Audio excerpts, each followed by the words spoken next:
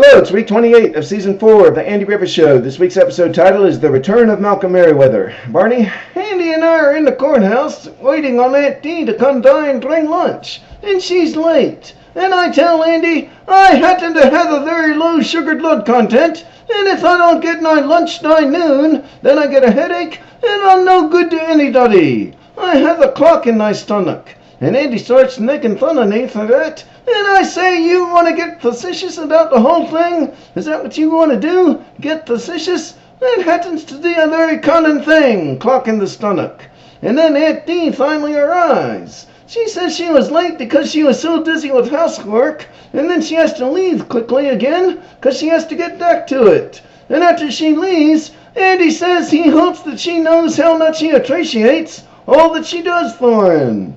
And then you'll hear all this car honking outside. It's that British guy, Malcolm Meriweather, back in town riding his bicycle and messing up traffic again. And he comes in the courthouse and says he's been enjoying traveling around since he was here last. He says he likes the historical places best. And I say, oh, if you like historical places, you want to get over to Bunker Hill. That's where we gave you fellas a shellacking back in '76. But then Malcolm corrects me. He says that was actually a British victory. And then Andy offers him a job at his house, helping out, since Aunt Dee has been so busy lately. So that night, Malcolm serves supper, does the dishes and the ironing, he does a trick for Opie, and then he puts him to bed.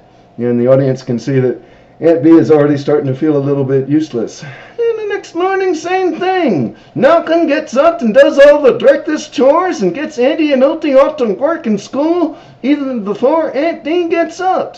And then he has breakfast ready for her when she does. And later, Andy tells Aunt Dee to enjoy her time off, not to mess with bringing lunch to the courthouse anymore. And then she's at the courthouse visiting that day when Malcolm brings lunch in. And his food is much fancier than her food ever was.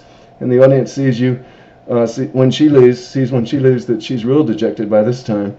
But you and Andy are too busy eating the fancy food to notice. And the next day, Malcolm gets Opie ready for a birthday party, and he goes with him to show the kids some tricks on top of making beef stew for supper. And he tells us on the torch that night that he took cooking sherry in it. And I say, Sherry, you oughtn't have done that. I'm on duty tonight. And then Malcolm corrects me on some American history again. And then Opie comes home and Malcolm just takes over. He tells him to take a bath and go to bed. And then he helps Aunt Dee play her game of solitaire. And Andy can see that she don't like that at all.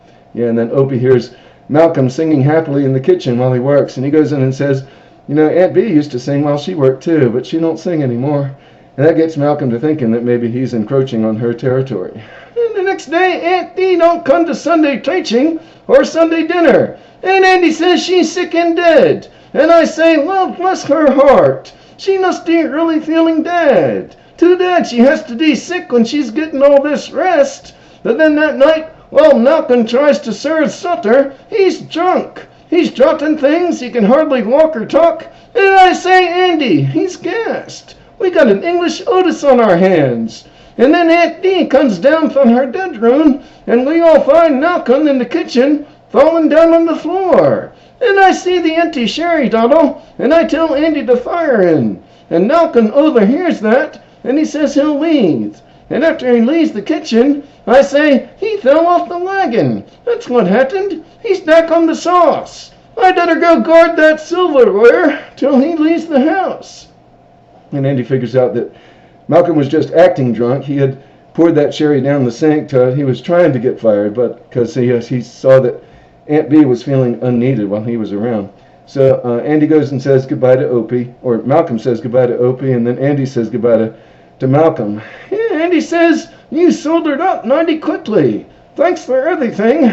And after Malcolm leaves, Aunt Dee says she's not sick anymore, and she's got work to do, cleaning up the mess that Malcolm made, and cooking Sunday supper. And then Opie tells his pa that Malcolm was good, but Aunt Dee is better at hugging. So he's going to go collect himself a hug. Well, I'm glad it turned out well. We'll see you next week for episode 29.